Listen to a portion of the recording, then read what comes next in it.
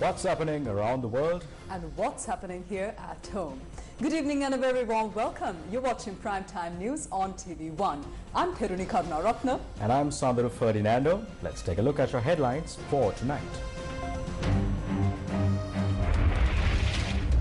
Supreme Court upholds SJB decision to expel Harin and Manusha. Duo lose portfolios and parliamentary seats. මම විශ්වාස කරන්නේ මීට වඩා හොඳ වෙලාවක් මේක අතහරින්න. මොකද වැඩ වෙන්නලා අතහරින්න හම්බ වෙන වෙලාව.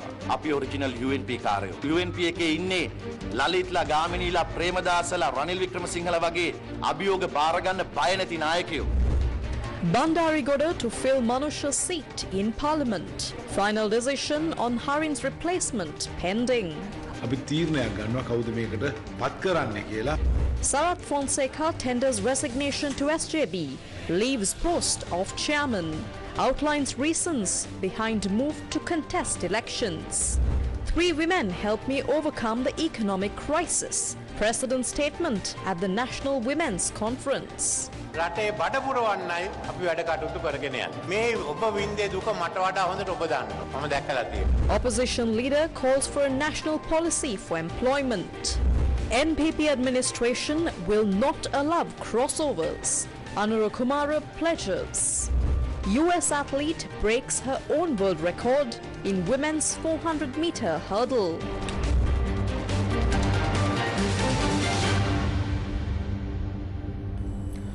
First up in news here at home, Manusha Nanakara and Harin Fernando, who lost their portfolios and parliamentary seats following a Supreme Court ruling this morning, resigned from their ministerial positions today. The Supreme Court determined that the decision by the Samagi Janabalawega to expel the 2 members from the party was legal and valid. The court dismissed the petitions challenging this decision.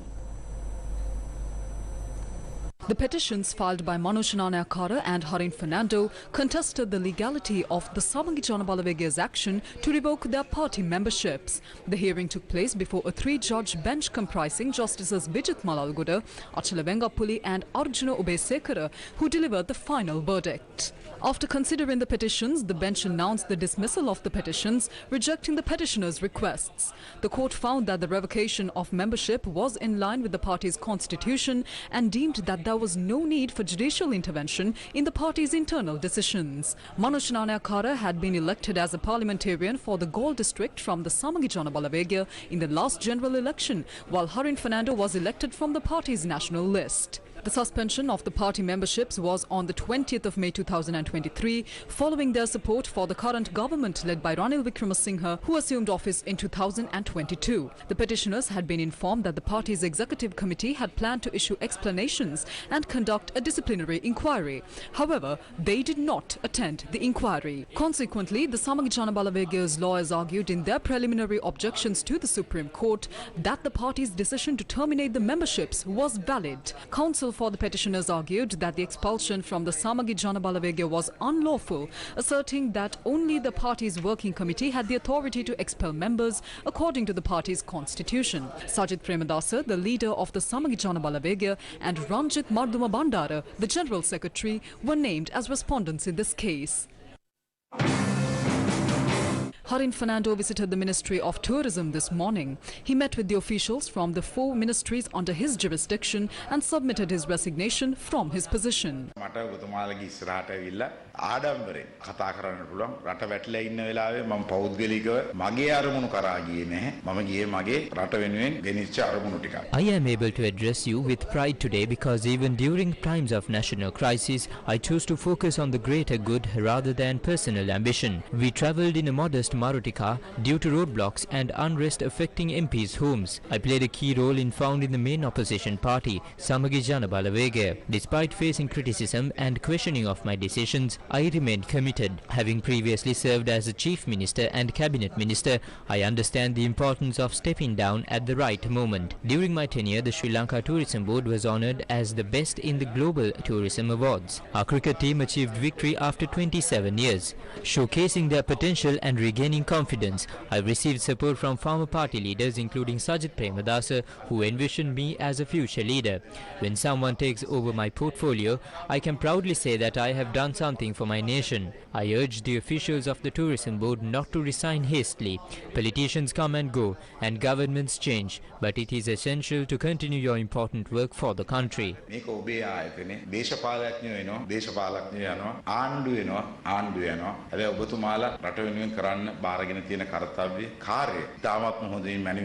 Harin Fernando expressed his gratitude to the government officials and staff before leaving the ministry.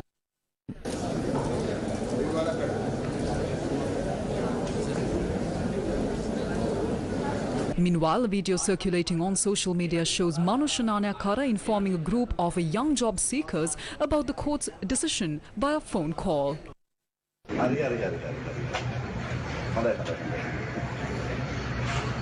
නෑ අධිකරණයෙන් මේ මගේ අක්ෂ සමාජිකත්වය හොසි කරලා. කමක් නෑ මේ සමගි ජන බලවේගයට උනේ ඒගොල්ලන්ට දිනන්නනේ. ඉතින් ඒගොල්ලන්ගේ පක්ෂ නීතිය හරි. ඉතින් මේ දොරලත් මම අද ඉඳලා අමාත්‍ය ධූරේ වැඩ කරන්නේ නෑ. අමාත්‍ය ධූරේ වැඩ කරන්න බෑනේ. ඔයගොල්ලන්ගේ වැඩේ නම් හොඳින් කරගෙන යන්න. සුබපතන හැමෝටම ඉස්සරහට යන්න වැඩ කටයුතු කරගන්න පුළුවන් වෙන්න කියලා.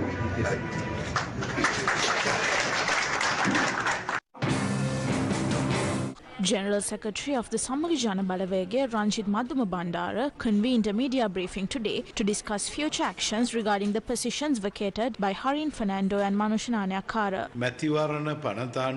According to the Election Act, if a Member of Parliament resigns or a position becomes vacant, the next candidate on the list will be appointed. Accordingly, former MP Bandulal Bandariguda from the Galle district will be appointed to this position.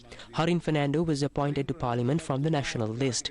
We will decide who will fill this position in consultation with the Executive Committee and the Board of Management of the party.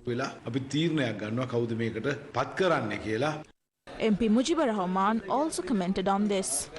මම හිතනවා විශේෂයෙන්ම මේ රටේ මේ දූෂිත දේශපාලන සංස්කෘතිය වෙන As Samagijana Balavege, we have long been fighting to change corrupt political culture. This corrupt culture must be eradicated from our country. I believe we will emerge stronger as a result of this Supreme Court decision. The court has delivered a historic ruling today against the corrupt political culture prevalent among our people, politicians switching parties for personal gain and against the mandate of the electorate. පක්ෂමාරු කිරීම ජනතාවගෙන් ගත්ත ජනවරමට විරුද්ධව ගිහිල්ලා පක්ෂමාරු කිරීම ඒ සියලු දේවල් වලට එරෙහිව අද ශ්‍රේෂ්ඨාධිකරණය ඓතිහාසික තීන්දුවක් ලබා දුන්නා. Harin Fernando and Manushanana Kara participated in a media briefing in Batharamulla this afternoon. We never said no to him. We invited him to be the leader. We worked to make him the president. As someone who supported that move, I'm not disheartened even if he becomes president this time. I want to make it clear that I have no personal issues with him. However, I question the acceptance of challenges if there is a lack of confidence. I'm also frustrated by his tendency to dream of becoming president without actively confronting the challenges. Manusha also made his decision based on his own conscience. Today we are stepping down after having accomplished significant work and demonstrated results.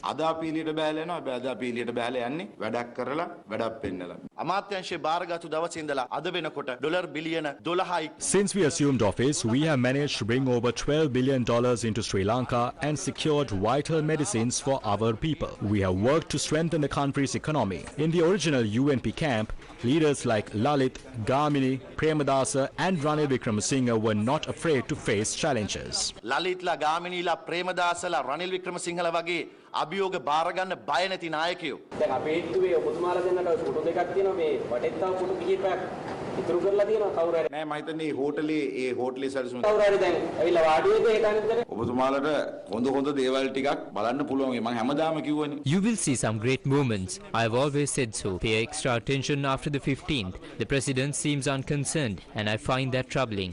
How is he so calm? There is a Sinhalese idiom, although the mad people panic, doctors remain calm and collected. Every day they are saying that there is no support. There was MPs Vadivil Suresh, Ishaq Rahman and Fauzi. 136 MPs voted in favor of the president. There is internal support. They will come out when the time is right.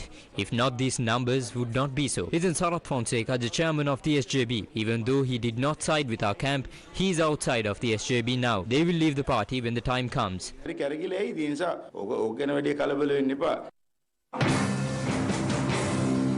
Chairman of the United National Party, MP Wajira Abeyawardena, also expressed his views on the matter. මනුෂ්‍ය අමාත්‍යතුමත් හරින් අමාත්‍යතුමත් විශාල කාර්යභාරයක් ජනාධිපතිතුමාගේ Ministers Manusha and Harin are playing a key role in the president's election campaign. I wonder if this has made it easier for them to perform their duties, as this parliament will be in session for at most another month. A general election will follow the presidential election. While I will not comment on the court order, I want to remind you that these two politicians are ready to confront this issue with greater resolve than ever. එතුමන්ලා වෙනදාට වඩා ශක්තිමත්ව අදාළ ප්‍රශ්නයට මුහුණ දීමට සූදානම් වූ දේශපාලඥයන් දෙදෙනෙක් කියලා මතක් කරන්න කැමතියි. Sri Lanka, Sri Lanka, Sri Lanka decides. Sri Lanka decides. Field Marshal Sarath Fonseca has stepped down from his roles as chairman and Kalaniya electorate organizer of the Samagichana Balawega. In a formal letter addressed to Sajith Premadasa, leader of the Samagichana Balawega and the opposition, Fonseca confirmed his resignation, and during a media briefing in Batramulla this evening, Fonseca elaborated on his decision to run for the presidency and discussed this forthcoming plans.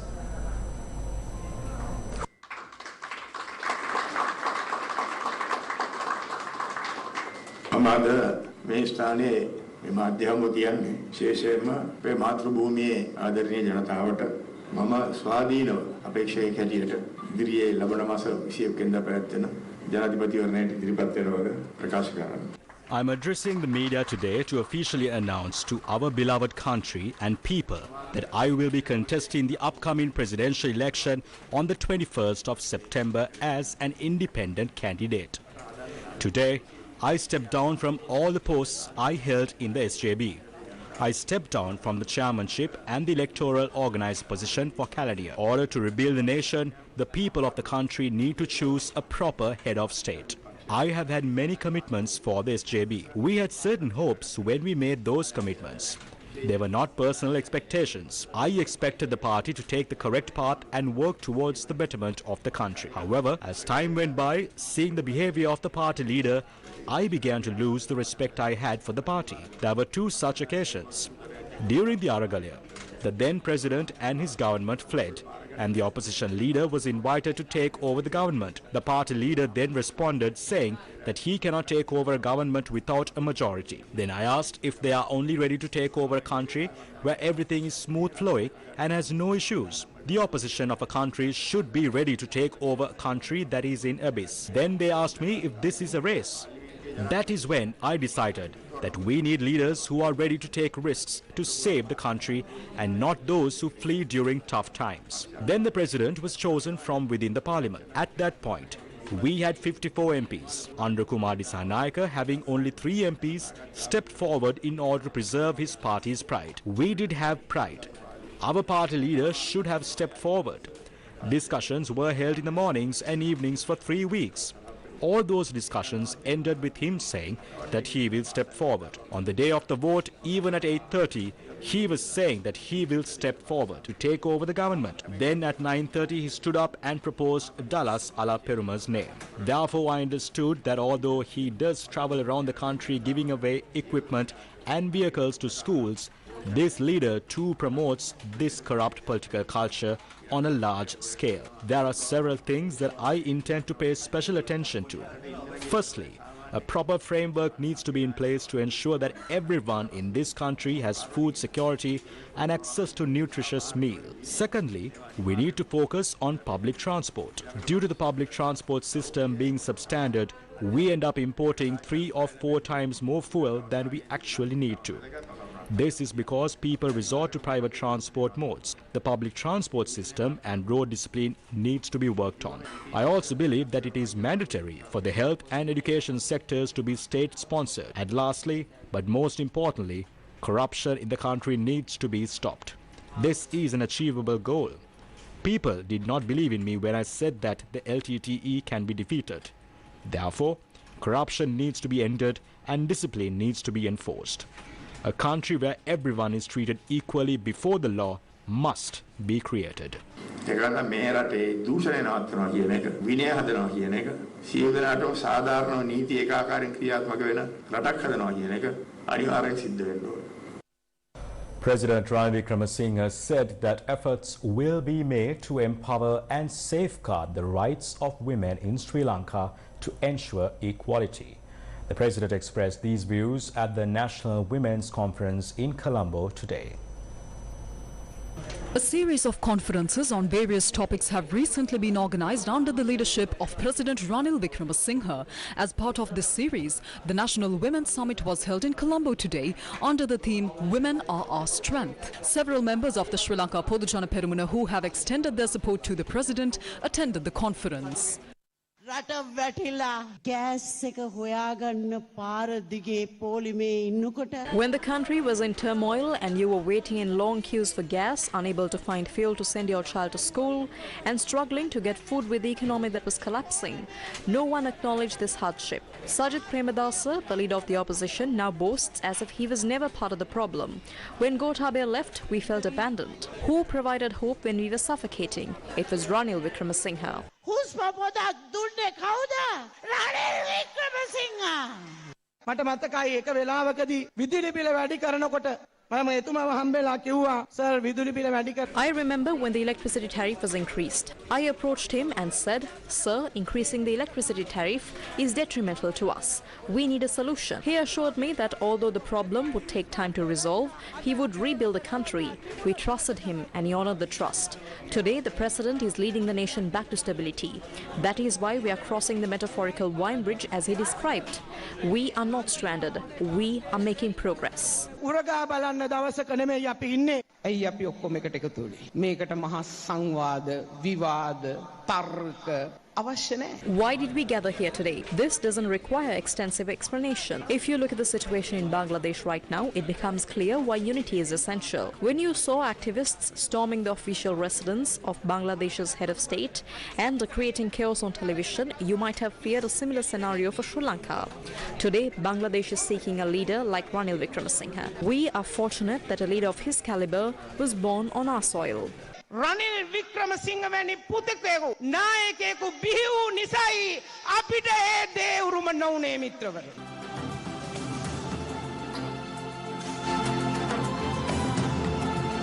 In his address, the president expressed gratitude to the women who supported him in guiding the country through the crisis. සමහරු මගෙන් අහනවා ඇයි මං නිර්පාක්ෂික අපේක්ෂකයෙක් හැටියට එන්නේ කියලා. බඩගින්න නිර්පාක්ෂික. Some asking me why I am contesting as an independent candidate. Hunger transcends politics. Regardless of party affiliation, hunger affects everyone equally. Addressing this issue is a non-political act.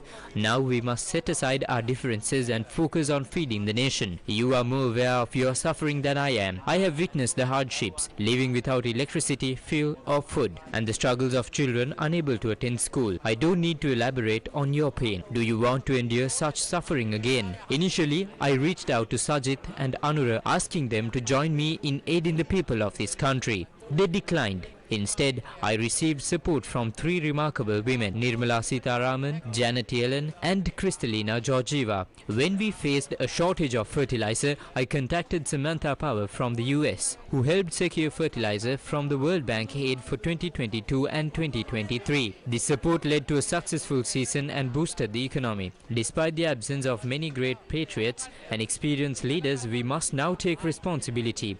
The journey has been challenging and there is more work ahead. We need to amend the IMF agreement. Those who once claimed the country's problems were insurmountable are now silent. What will happen if we lose this aid? We have already endured so much. Let us protect our progress and not lose it.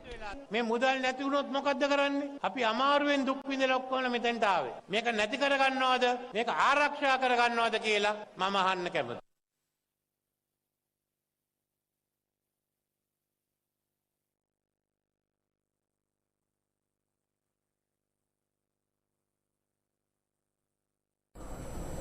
Meanwhile, opposition leader Sajid Premadasa emphasized the need for a national policy for employment in Parliament today.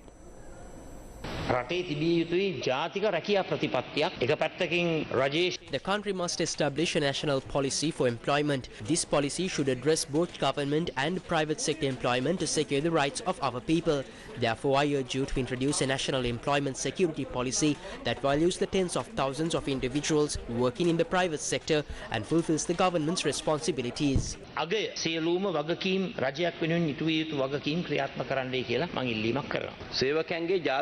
The draft bill on the minimum wage for employees has been tabled for amendments and is included in today's agenda. We were able to convene today because we avoided a parliamentary disruption. The economic transformation bill was introduced to provide legal backing for the restructuring of domestic debt amounting to 49 billion. Regarding estate workers, regardless of the administrative council's decision, the minister intends to continue 1,700 rupee payments to estate workers. You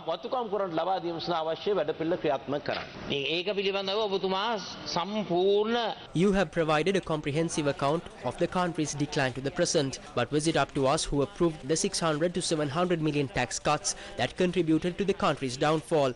Was it us who facilitated the bankruptcy process? No. The government itself caused the nation's bankruptcy and now claims to be developing.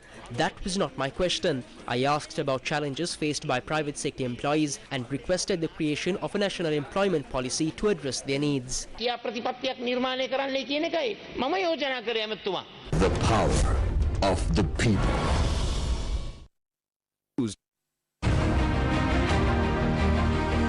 Clean water is a basic human right, but for 500 families in Galembindunubaba, it was a privilege. Now, a new water purification system ensures a vital resource, leaving a legacy of well-being for generations to come. The turning point.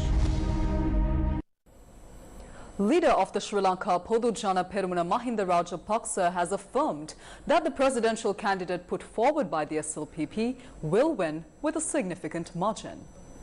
A discussion was held today at the Sri Lanka Podujana Perumuna office in Elumawata Battaramulla to focus on the party's plans for the upcoming presidential election.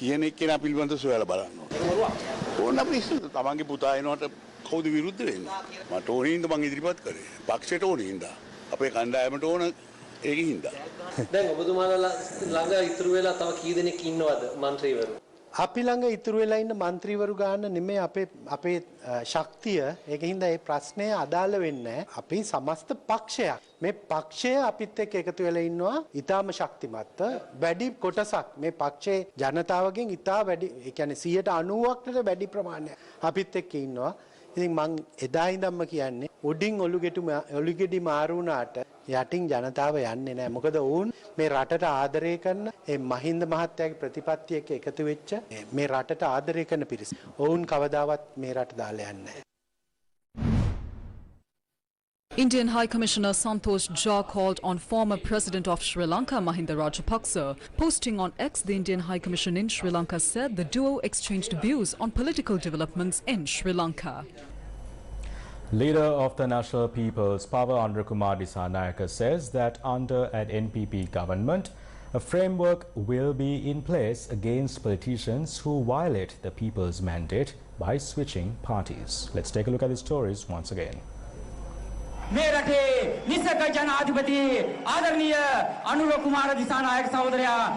The Punarudeta Ratama Ekata rally, which loosely translates to a united country for a renaissance, was held in the capital Lava town today. Kumar Dissanayake, the presidential candidate of the National People's Power, received a warm welcome upon his arrival. Addressing the rally, Dissanayake expressed his opinion on politicians switching parties. I know that among us here today are people who voted for the victory of the Pohottuwa last time. What has happened to the Pohottuwa by now? The petals have fallen off. One group is with Namal Rajapaksa. Some others have joined Ranil Wickremesinghe. There are also some who joined Sajith Premadasa. Take a look at Sarath Fonseca, who was the chairman of the SJB. He is out. Chairman of the SLPP, GL Piris, is now with Sajith Premadasa. What has happened to these parties? In 2019, Mahinda Nandaluthgamage said that he will not fall asleep until Ranil Wickremesinghe is thrown in jail. Is this good politics? Do we not need to stop this system where politicians switch from one side to another? Today, a special court ruling was issued. Through the ruling, 2 SJB MPs lost their portfolios and parliamentary seats due to switching sides. However, this process took over 2 years. They switched sides about 2.5 years ago. Later, a new article was introduced to the 19th Amendment stating that the MP seats of any politician who switches sides would be revoked. The Minister of Justice at the time was Vijayadasa Rajapaksa. Dinesh Gunawardena then rose from his seat and asked if this cannot be removed. Vijayadasa Rajapaksa said okay to that and removed that clause. If the clause was still in effect, Vijayadasa's MP seat would have been revoked 7 or 8 times by now. Many who joined Sajith Premadasa first talked to us before joining them. I need to mention that as well. We opened our doors, said hello and saw their baggage. We thanked them for talking to us but refused to take them in as their reputation and conduct was not good. Those who were rejected by us then went to Sajith Premadasa. Keep in mind that this system of switching parties and sides needs to be ended. Under government of the NPP, we will bring a law to ensure this. We will bring a law which revokes the MP positions of those who switch sides. They do not switch sides for no reason. Some ask for money. They also threaten to leave if they are not paid. Look at the nature of politics. Usually in villages, trees are sold based on the circumference of the trunk. If we take Nimal Siripala, the rate is high. That is because he is in parliament for a long time. Therefore, we will guarantee you that under government of the National People's Power, we will cleanse this existent political system. අපේ රටේ මේ ගඳ ගහන කිලිටි වුණු මේ දේශපාලන පොරපිටිය සුද්ධ කරනවා ජාතික ජනබලවේගයේ ආණ්ඩුවක්. Parliamentarian Party lead Champika Ranawaka shared his views on the online visa system at a media briefing today. අපි දැක්කා පසුගිය දෙසැම්බර් මාසේ හිටි අඩියේ එතෙක් අනුගමනය කරමින් තිබිච්ච online visa. Last December we saw that the usual online visa process. You all know that the e-visa website has been disabled. Not only has the process been halted, but the order clearly stated that the department must revert to the previous process handled by Mobitel and Informatics until the case is resolved. The Controller General has not taken any action in this regard. Although this order was issued by the court last Tuesday, it appears to be ignored and another crisis similar to the IGP issue is being created. නමුත් අපිට පේනවා දඩබ්බර ත්‍රාඩ විදිහට මේ නියෝග නොතකා හරිමින් අර පොලිස්පති පදවියේ වගේම රට අර්බුදයට යවන්න තිබෙන බව. Meanwhile, Minister of Public Security Tiran Alas also held a media briefing this morning to discuss the controversial online visa system. Cabinet අනුමැතිය ලැබෙනකොට ඒ කාලෙම When the cabinet approved the proposed system, we developed it and submitted it to Parliament. Initially, there were 2 visa categories which we expanded to 17. After Parliament passed the proposal, we gazetted it. However, we encountered difficulties operating on the Mobitel platform even after it was gazetted. Due to their inability to implement it for 3 years, we urged them to act, but it took about 5 months to set up properly. We launched the project in April, with the VFS visa system becoming operational around April 16th or 17th. Since then, we have seen a gradual increase in the number of tourists visiting the country. The new visa categories become available from the 17th April, and the revenue generated after the VFS system started reached 4.5 billion rupees. Certain politicians are saying they saved 2 billion, not sure that's in dollars or rupees. This project is being carried out without any spending from the country. Department of Immigration and Immigration paid approximately 2 million rupees to Mobitel and Informatics till the project launched. My question is, how can they save 2 billion from a project without any expense? ඒ මිලියන දෙකත් ඉතුරු වෙලා තියෙනවා 7-5ක්වත් වියදමක් නැතුව. ඉතින් මට තේරෙන්නේ වියදමක් නැති ව්‍යාපෘතියක කොහොමද කවුරු හරි කියන්නේ බිලියන දෙකක් ඉතුරු කරලා දුන්නා කියලා. The Supreme Court today nullified the implementation of the recommendations of the Presidential Commission appointed by former President Gotabaya Rajapaksa under the leadership of retired Supreme Court Justice Upali Aberatna to investigate political revenge cases. This was announced while giving the verdict for fundamental rights petitions filed by 9 parties. The petitions were filed by 9 parties, including retired High Court Judge Padmini Ranawaka Gunatilaka, former Navy Commander Travis Sinnaya, former DIG Ravi Seniviratna, former Director of the Criminal Investigations Department Shani Abesekara, Ananda Vijaypala, Presence Counsel Upul Jayasuriya and Sandhya Ignaligoda. The petitions were heard before a 3-judge bench in the Supreme Court comprising of Justice Vijit Malalgoda, Achala Vengapuli and Arjuna Ubesekara. The bench ordered the government to pay 150,000 rupees to all the petitioners as legal fees. The bench said that the recommendations issued against the petitioners by the members of the Respondent Commission violated the fundamental human rights of the petitioners. Accordingly, the bench said that the recommendations and findings issued by the Commission against the petitioners will be invalidated. The Presidential Commission was appointed to investigate the alleged acts of political revenge that took place during the 2015-2019 Good Governance government. State Minister of Justice Anuradha Jayaratne informed Parliament today that the company responsible has completed the removal of the wreckage from the Express Pearl, and he made this statement in response to the opposition leader Salit Premadasa's questions about the compensation process related to the ship's damage. What is the current status of the lawsuit filed in the Singapore High Court last April seeking compensation for the damage caused by the Express Pearl? Who is responsible for covering the cost of the consultants? Will a report detailing the payments made to these consultants be submitted to this House? Why has the report from the special committee, which was assigned to investigate the New Diamond and Express Pearl ship accidents and provide recommendations, not been presented to Parliament yet? Can you provide this House with a detailed report on how the compensation for the damage caused by the Express Pearl was allocated? What has happened to the remaining compensation received by the government? It has been reported that a part of the other law firms involved with the Express Pearl have confirmed that the debris removal work has been completed. The National Hydrographic Office, a subsidiary of NARA, has taken custody of the debris. We are awaiting the clearance certificate from them. I would like to emphasize that we will confirm and report to this House the amount paid to the consulting firm. We previously accused the leader of the opposition of orchestrating the removal of the ship from our territorial waters without the Attorney General's consent. We maintain that accusation. We have lost the opportunity for compensation and further legal action. Regrettably, Speaker, I must acknowledge that the leader of the opposition's actions have exacerbated this situation. I would like to ask, is it only when the compensation amount provided by the responsible party is divided that things are deemed correct? They require an explanation. Am I expected to engage with other parties? No, I am here with 22 million. The case has been filed in Singapore. Have the victims been provided with the interim relief? The situation will not improve just like that. The government bears a collective responsibility. There's collective responsibility.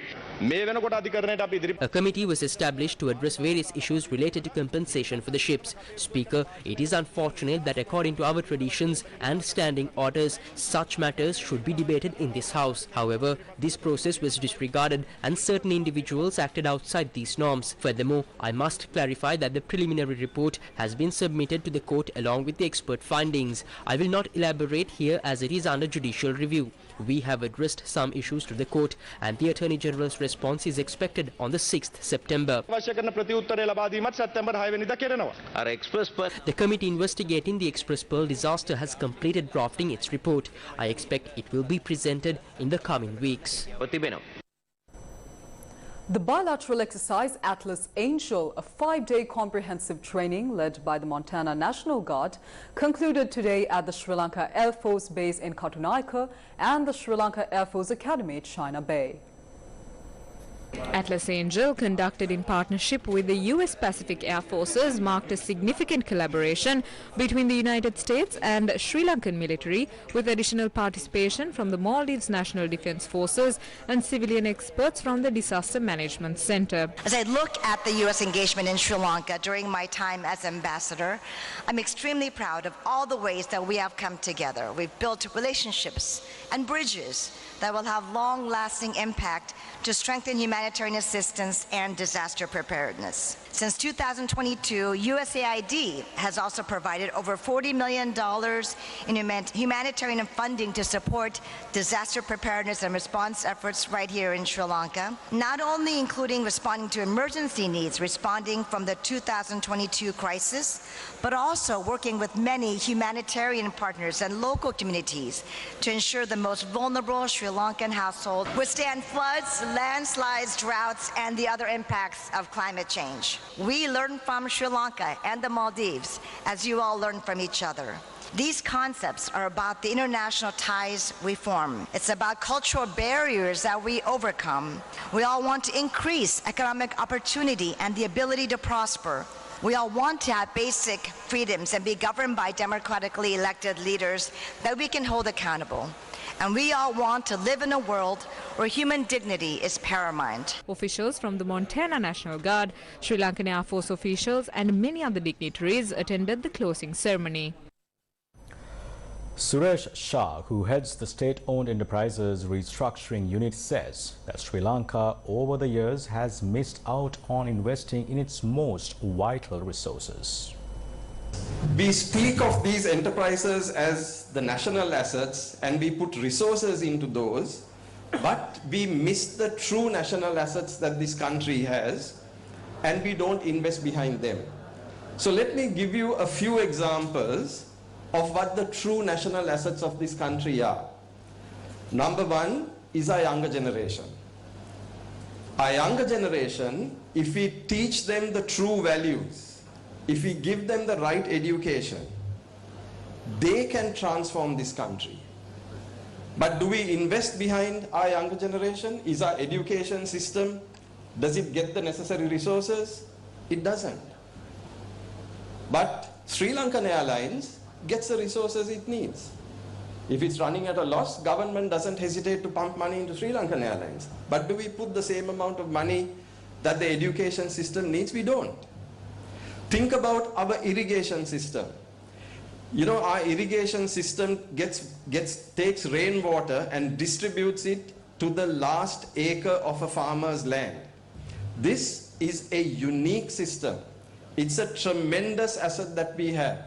How much money, how much resources have we put behind our irrigation system?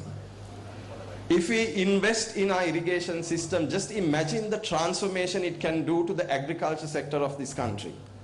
And through that, just imagine the transformation we can make for the country itself. But we don't invest behind our irrigation system. Take our maritime boundary. You know, our maritime resources are 3 times our land mass. What's the investment we have done into our maritime sector? Nothing. Imagine if we invest in that maritime sector, if we put our resources into the maritime sector. Imagine the transformation that we can do for this country. So the point I'm making is that we have ignored the true national assets because we have run after these commercial enterprises. We are missing the wood for the trees, unfortunately. A discussion on the case for privatization of state-owned businesses organized by the Advocata Institute was held yesterday. The event was attended by government officials and other stakeholders. Day 49 of the third phase of the LOLC Divi Savya program, which is being carried out for the betterment of Sri Lanka's future generation, got underway today. Today's program was centered around the Ratnapura district. Under the Divi Savya program, exercise books and stationery equipment required for 1 year are distributed free of charge to government schools with less than 150 students. Accordingly, school bags and stationery equipment were donated to the students of the Veval Kanduru College, Samanpura Model Primary School, Delgoda Janapada College and Mahavilhena Vidyalaya. The LOLC Divi Savya program continues to forge ahead for the future generation of Sri Lanka.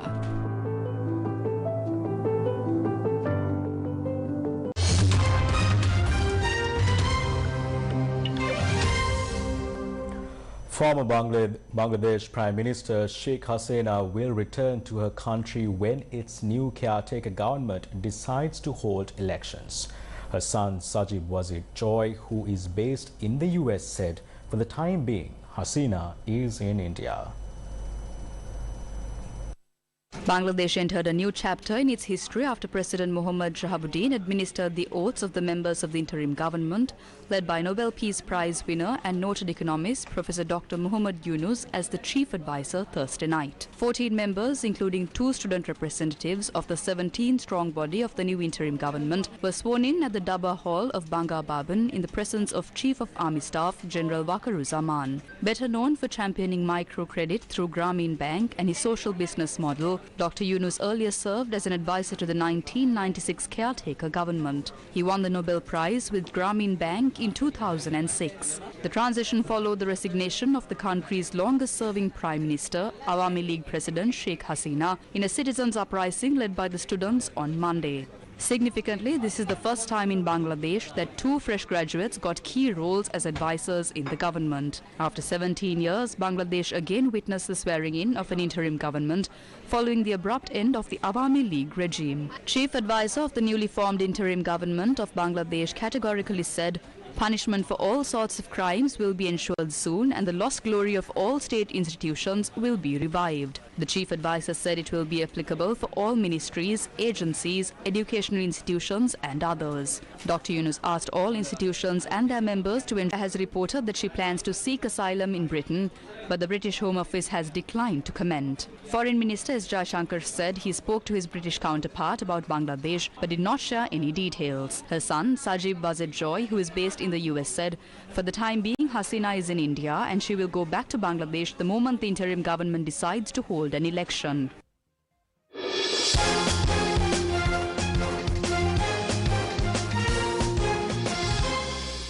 Sydney McLaughlin Lebron of the United States made history at the 2024 Paris Olympics by winning gold and setting a new world record in the women's 400-meter hurdles final. Now, she surpassed her own previous world record. American track and field star Sydney McLaughlin Lebron set a new world record and claimed the gold medal in the 400-meter hurdles final Thursday, repeating her win in Tokyo. McLaughlin Lebron finished the race in 50.37 seconds, beating out her own previous world record time of 50.65 seconds, which she set back in June at the US Olympic trials. This was the 6th time she had set the world record for the 400-meter hurdles. We are just 43 days away from the presidential election. We leave you tonight with a range of viewpoints and statements coming in from Sri Lanka's political arena. Good night. Before the ballot. Mahadawale Mahabankuwe Mahamudal Mangolaya Helitaraw Gala. Bandula Gunawardena, who revealed the massive bond scam at the central bank, is now a puppet. That is how he ended up in parliament. The same goes for those like Rohitabe Gunawardena, who opposed Ranil and then left. They claimed they were loyal, which is why they went to parliament. This political environment has led them to support Ranil despite completely contradicting their stance from 4 years ago. Before the ballot. As long as we remain steadfast, we will never resort to hateful politics. We have never endorsed such actions. We do not support individuals who incite violence or hatred. Before the ballot. When they are united, they steal. When they are divided, they tell each other off. When they switch sides, they say it's okay for the thieves to come back. They also extend invitations to all the thieves from the other side, sending them love letters. Before the ballot. Currently, almost 90% of Pohottu is aligned with Ranil Wickremesinghe. The core strengths and key figures are within Pohottu. We must acknowledge his influence. When resources are scarce, he needs to draw from other sources to sustain his campaign, or he risks losing.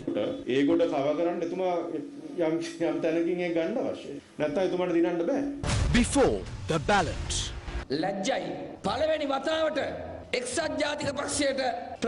is disappointing that for the first time the United National Party has failed to put forward nominations. Who is their Lalit Athulat Mudali? Mahinda Ananda? Who is Gamini Dissanayaka? Is it Ransom Prasanna? Who is Ranasinghe Premadasa?